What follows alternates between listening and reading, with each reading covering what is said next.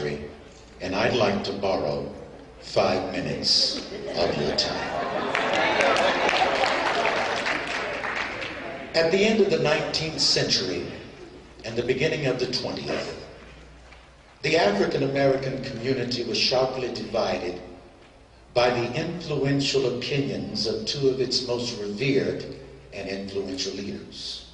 One was Booker T. Washington, who was called that wizard from Tuskegee, who almost single-handedly had saved the South from starvation by a peanut.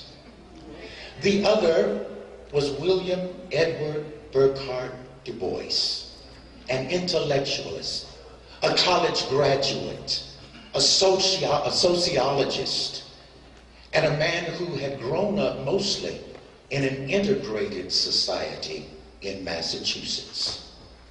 Washington felt that if the Negro, as we were called back then, was to persevere and to integrate himself eventually into America, that he should ignore or, for the time being, pay no attention to discrimination, and that in the meantime he should concentrate his efforts on hard work and material prosperity. Meanwhile, Du Bois thought the exact opposite. He felt that if the black man was going to get ahead and truly become a part of America, that he would have to have a civil rights agenda, that he would have to not only work hard, but he would have to secure a college education. For decades, the community was divided. But this afternoon, I'd like to ask the question, what would Booker T and W.E.B. say today?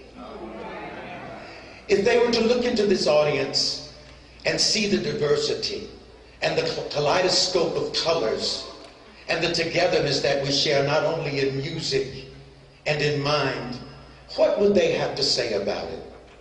I'm sure that they would still have some critiques to make about their own community and about the American community in general. How that even though we have won and gained so much, we have lost so much other things. I think that they would look and probably think that technology is going to be the end of us. They'd look and see what some of us post on Facebook, and they'd say America has done lost its mind. They'd look at how we spoil our children instead of challenge them to do bigger things and to do greater things and to do mightier things than the generation before them. And now, as we stand in the 14th year of the 21st century, while so much has changed, so much has still remained the same, and yet digressed. If Booker T and W.E.B.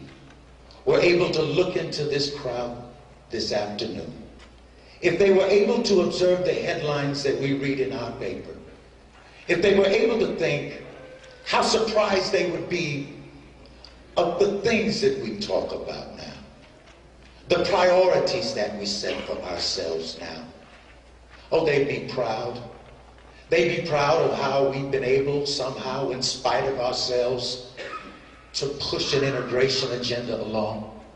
They'd be proud that we have finally learned and come to the conclusion that desegregation never meant integration, and that there was never a law that any man or woman could pass to make you treat someone right. For they knew that those things had to be matters of the heart. If Booker T and W.E.B. were alive today, they could still challenge us to try harder, to work harder, to step outside of ourselves, to think outside of the box, and to look at our fellow man and treat them like we want to be treated ourselves. I'm Darryl Bowdre, and this is 5 minutes of the time.